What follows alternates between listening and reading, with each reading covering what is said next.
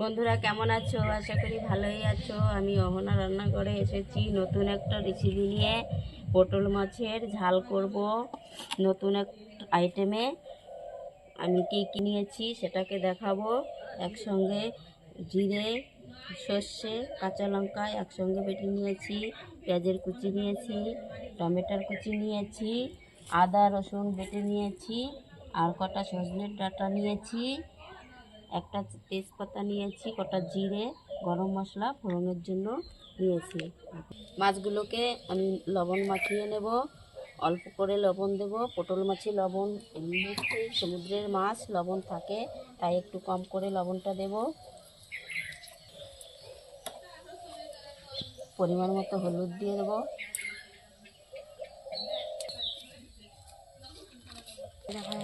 কড়াইটা গরম হয়ে গেছে, তেলটা দিয়ে দেব।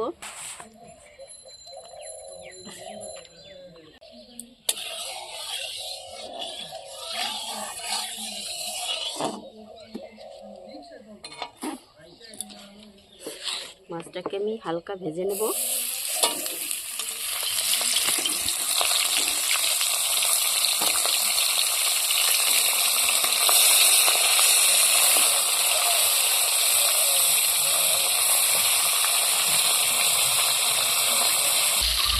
মাছটা হয়ে গেছে, আমি এখন নামিয়ে নেব।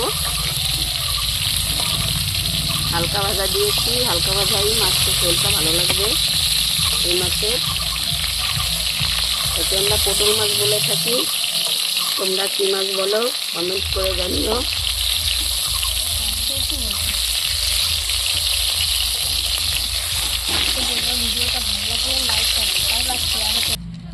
এই তেলেই আমি তেল দিয়ে দেবো।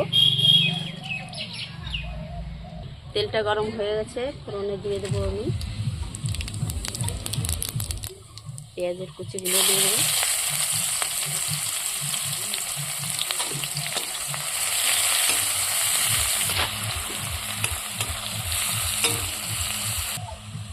পেঁয়াজটা ভাজা ভাজা করে নিয়েছি, এখন আমি রসুনটা আর আদাটা দিয়ে দেবো।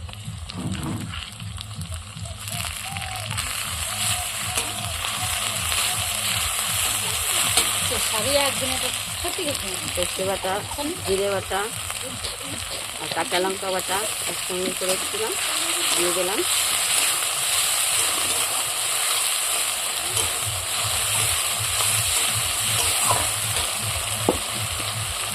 টমেটোর কুচিগুলো দিয়ে দেবো।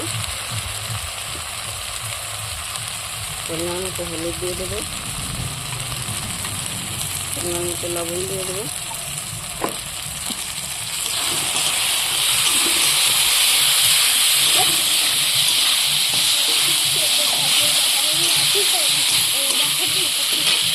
সজনের ডাঁটাগুলো দিয়ে দেবো,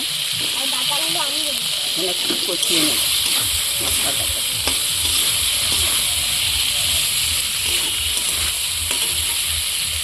মশলা করা হয়ে গেছে, এখন আমি জলটা দিয়ে দেবো। হয়ে গেছে জলটা, মাছটা দিয়ে দেবো।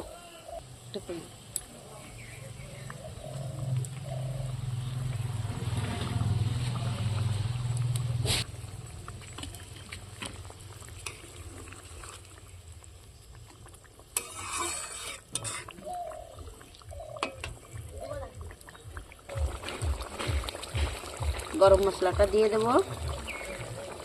খুব সহজেই রান্না, তাড়াতাড়ি করে রান্না করতে পারবে। এরকম করে রান্না করে খেয়ে দেখবে, ভালো লাগলে লাইক কমেন্ট শেয়ার করবে। খুব সুন্দর একটা সেট বেরিয়েছে ঝোলের, গরম ভাতের সঙ্গে খুবই ভালো লাগবে খেতে। আজকে খুব মেঘলা মেঘলা দিনে তাই ঝোল রান্না করলাম ঝাল ঝাল করে একটু।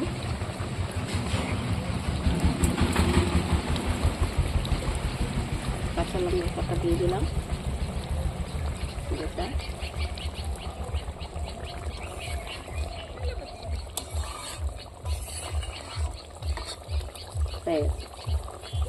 নামিয়ে নেব।